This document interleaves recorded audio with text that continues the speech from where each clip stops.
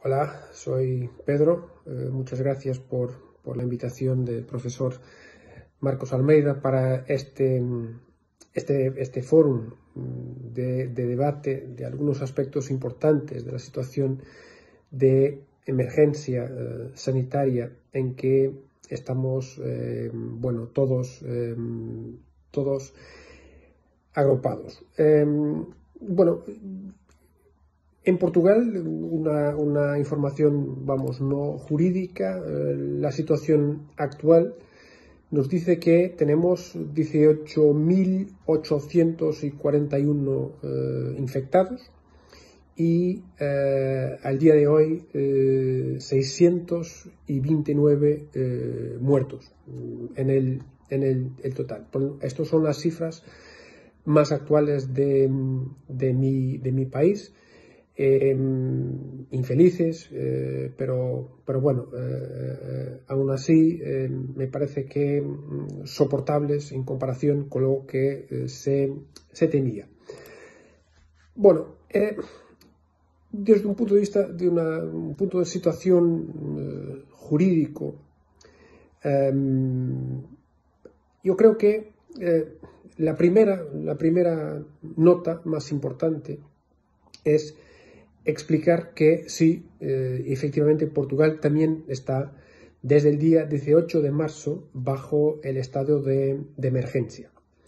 Es la expresión constitucional portuguesa para el estado de alarma. El estado de emergencia en Portugal es una prerrogativa propia del presidente de la República.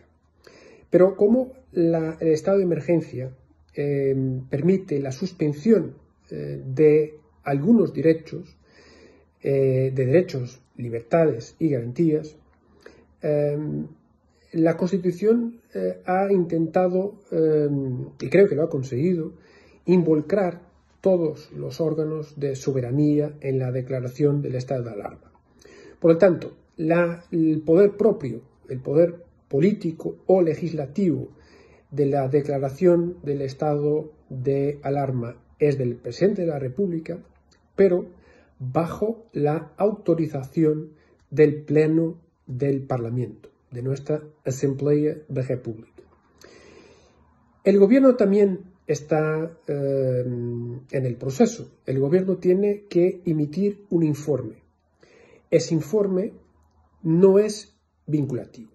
Puede ser positivo, ha sido. Estamos en este momento con un estado de emergencia desde el día 18 que ha sido renovado al final del mes de marzo, y mañana ya hay información de que el presidente de la República presumiblemente hará la última renovación del estado de alarma hasta el 3 de mayo. El gobierno sí que ha dado el parecer positivo en todos los casos, pero la tramitación jurídico-constitucional es esta, es propuesta del presidente de la República a la Asamblea. La Asamblea tiene que aprobar una ley que autoriza. Esa competencia tiene que ser del Parlamento, tiene que ser ejercida en plenario. Si no es posible, tiene que hacerlo en una comisión permanente, pero bueno, ha sido posible.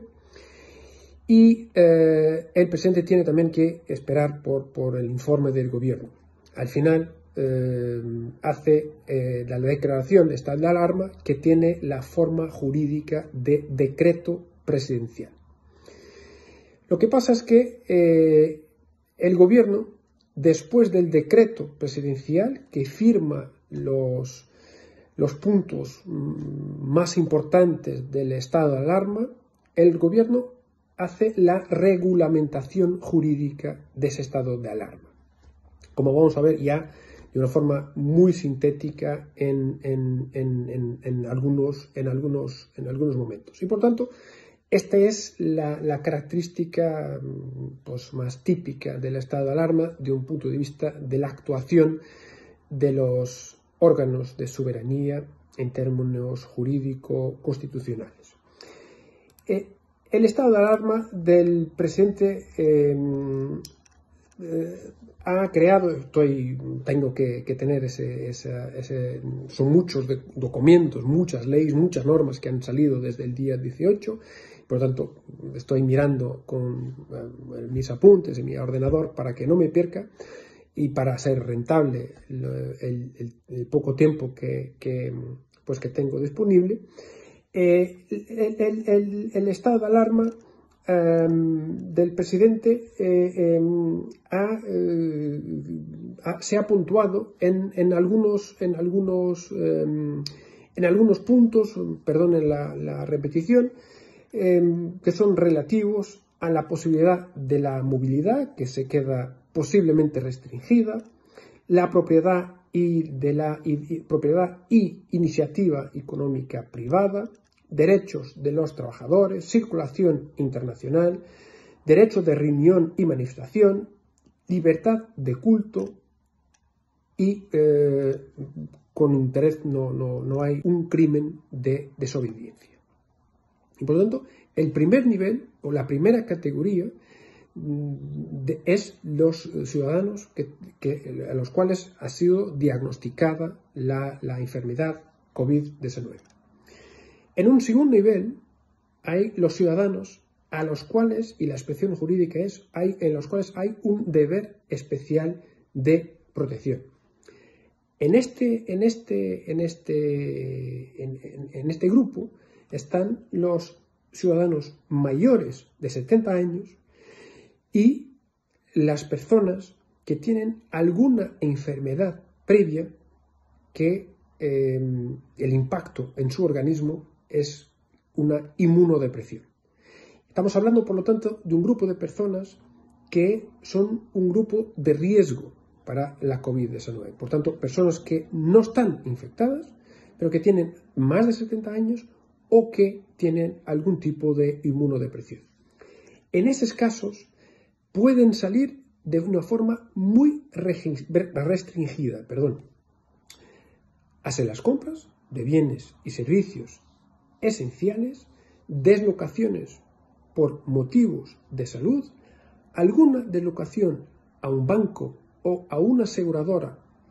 Pasa que en Portugal hay mucha gente que recibe sus abonos de reforma en los correos y por lo tanto tiene que ir ahí a cogerlos y en algunos casos no tienen ayuda, son ciudadanos mayores que viven con otros ciudadanos mayores y por lo tanto había que crear esta excepción y unas cortas salidas para algún paseo recreativo, pero cerca de su habitación. Este es el segundo grupo.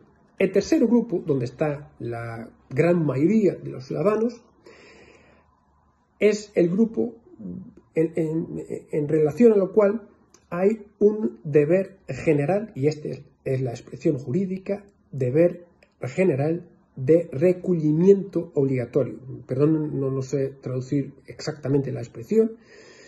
Y ahí, están todos los demás, que no están en los dos primeros grupos.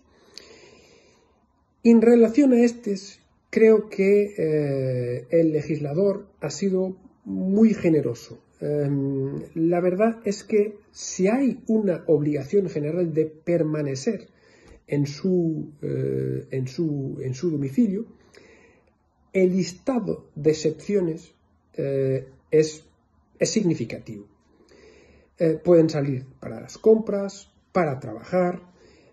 Importa tener en cuenta que en Portugal no se ha definido lo que son bienes esenciales y bienes no esenciales y por lo tanto la actividad industrial no ha sido paralizada.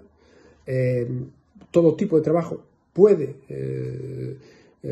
proseguir, con la excepción de restaurantes, cafeterías, es una cosa que ya vamos a mencionar, pero la producción industrial, por ejemplo, no ha sido afectada por el legislador y por salir a trabajar, incluso salir para participar en ofertas de trabajo o entrevistas de trabajo, salidas para asistencia a personas que están en los dos primeros grupos, acciones de voluntariado social, razones familiares imperativas, deslocaciones al banco, correos, aseguradoras, hacer deporte, pero no en más de grupos de dos, por lo tanto solo o acompañado solamente por una persona, y también, por último, salidas para acompañar a los niños o para, ahora sí, el último caso, para animales de estimación. Y por lo tanto es un largo espectro de excepciones.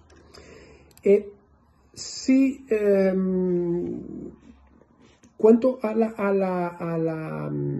los grupos más impactados por la crisis, bueno, yo diría que hay dos tipos de medidas que tienen una reglamentación muy extensa, muy detallada, sucesivamente modificada a lo largo de los últimos días.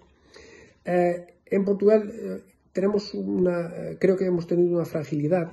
No ha habido una consolidación legal de los textos. No hay una publicación en código, no hay una publicación unitaria y, por lo tanto, los textos normativos han salido con publicación en el diario, en nuestro boletín oficial del Estado, que se llama Diario de República, y, por lo tanto, eso ha creado muchas dificultades de articulación entre diplomas. Pero diría que en protección de la actividad económica y de los dos grupos de riesgo, que son empresas más vulnerables o los trabajadores, hay que tener en cuenta, por lo tanto, que no hubo esa distinción entre servicios esenciales y no esenciales, y por lo tanto todos los servicios podrían voluntariado social, razones familiares imperativas, deslocaciones al banco, correos, aseguradoras, hacer deporte, pero no en más de grupos de dos, por lo tanto solo o acompañado solamente por una persona, y también, por último, salidas para acompañar a los niños o para, ahora sí, el último caso, para animales de estimación. Y por lo tanto es un largo espectro de excepciones.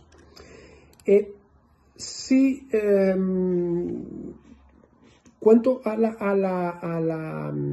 los grupos más impactados por la crisis, bueno, yo diría que hay dos tipos de medidas que tienen una reglamentación muy extensa, muy detallada, sucesivamente modificada a lo largo de los últimos días. En Portugal creo que hemos tenido una fragilidad. No ha habido una consolidación legal de los textos. No hay una publicación en código, no hay una publicación unitaria y, por lo tanto, los textos normativos han salido con publicación en el diario, en nuestro boletín oficial del Estado, que se llama Diario de República, y, por lo tanto, eso ha creado muchas dificultades de articulación entre diplomas. Pero diría que en protección de la actividad económica y de los dos grupos de riesgo, que son empresas más vulnerables o los trabajadores, hay que tener en cuenta, por lo tanto, que no hubo esa distinción entre servicios esenciales y no esenciales, y por lo tanto todos los servicios podían seguir trabajando, y por lo tanto la protección a los trabajadores ha sido creada sobre un mecanismo que ya era conocido del Código del Trabajo, el mecanismo ya conocido de toda la gente como el layoff. Se ha creado un régimen simplificado de layoff, a lo cual están inscritas datos de ayer, aproximadamente 900.000 personas. Mejor dicho, no es posible precisar al día de hoy el número de trabajadores bajo estas medidas. 900.000 son el número de trabajadores de las empresas que han solicitado al Ministerio del Trabajo el layoff. Y por lo tanto podemos estar hablando de cifras semejantes al 900, pero no hay aún una precisión. En cuanto a la situación de las empresas, el Estado, además de asegurar junto de los trabajadores un pagamiento de una parte, de un tercio del sueldo, está creando junto de la banca comercial un conjunto importante de mecanismos de acceso al financiamiento y algunos de ellos, estamos hablando de aproximadamente 6.000 millones de euros, y algunos de ellos con garantía de Estado, y por lo tanto el riesgo de la banca comercial será, se pretende que sea en ese sentido diminuto.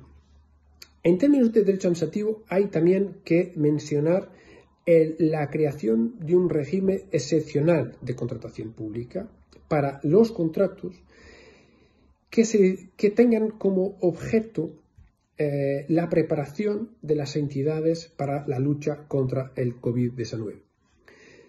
Se ha introducido un mecanismo de contratación que presupone que hay una urgencia en la contratación. Eso significa, por lo tanto, que se crea extraordinariamente una presunción legal de urgencia, por lo que el mecanismo de contratación en Portugal es conocido por ajuste directo, es un mecanismo no concurrencial de invitación a una sola entidad, y por lo tanto los contratos del sector público que tengan como objeto directa o indirectamente la lucha contra el COVID-19 se presumen en términos de procedimiento que son urgentes, y por lo tanto se puede acudir a ese mecanismo de contratación muy expedito. Hay algunas fragilidades en este mecanismo que habría que estudiarlas, pero no es el momento de hablar, no hay tiempo siquiera para hablar de eso con detalle. No hay ninguna norma hasta hoy que tenga creado algún tipo de modificación sustancial de las relaciones entre entidades públicas. Las relaciones entre entidades administrativas del sector público siguen iguales, no hubo esa necesidad de creación. Detalle. No hay ninguna norma hasta hoy que tenga creado algún tipo de modificación sustancial de las relaciones entre entidades públicas. Las relaciones entre entidades administrativas del sector público siguen iguales, no hubo esa necesidad de creación, si bien que se ha aclarado que en términos de sustancia la lucha contra el COVID-19 es una competencia del Estado. La discusión que se maneja al día de hoy es si los municipios tienen o no el derecho a conocer la identidad de las personas enfermas en su ámbito territorial. Y las entidades públicas estaduales han dicho que no tienen ese derecho. No tienen ese derecho porque estamos hablando, en primer lugar, de una dimensión inultrapasable de la esfera privada, de la intimidad de las personas singulares, y por lo tanto ese es el primer argumento. El segundo es que, cumulativamente con el primero, es que las cuestiones de salud y las cuestiones médicas son una competencia del Estado. Los municipios no tienen competencia en materia, en nuestro régimen jurídico, no tienen competencia en materia de salud, que no sea algunas cosas burocráticas o puramente administrativas. Y por lo tanto, el proceso de tratamiento, de ingreso, de cura de los enfermos es una competencia del Estado. Como he dicho hace unos minutos, las personas con esta enfermedad están bajo un régimen jurídico de obligatoriedad de permanencia en su habitación, y la fiscalización de esa permanencia está al cargo de nuestro Ministerio del Interior. Y por lo tanto, por estos tres motivos, porque son datos personales, porque que solo pueden ser tratados por el Estado, porque los municipios no tienen competencia de salud y por lo tanto todo el proceso de cura, de tratamiento y de ingreso es una competencia del Estado, del Ministerio de la Salud y de sus estructuras del Ministerio. Y porque la desobediencia a esa obligación de permanencia es una competencia también del Estado, pero del Ministerio del Interior, pues se cierra el círculo diciendo que eso es una competencia del Estado y por lo tanto esos datos no se han transmitido hasta el momento a los municipios. Por último, esquemáticamente la calidad de la información está dependiente, pues la información está estrictamente dependiente de una entidad del Ministerio de Salud, que es la Dirección General de Salud, que todos los días publica los datos, que tienen una página web específicamente destinada al tratamiento de los datos. Bueno, y sin embargo de una u otra crítica más puntual, pues no hay presiones de relevo en esta cuestión, y por lo tanto creo que el grado es de alguna satisfacción. Bueno, es momento evidentemente de terminar. Muchas gracias por vuestra atención y ojalá que en un futuro más cercano podamos hablar de estas situaciones, pero ya haciendo un debate reflexivo sobre el pasado y no, en fin, discutiendo la situación en el presente. Muchas gracias a todos. Gracias.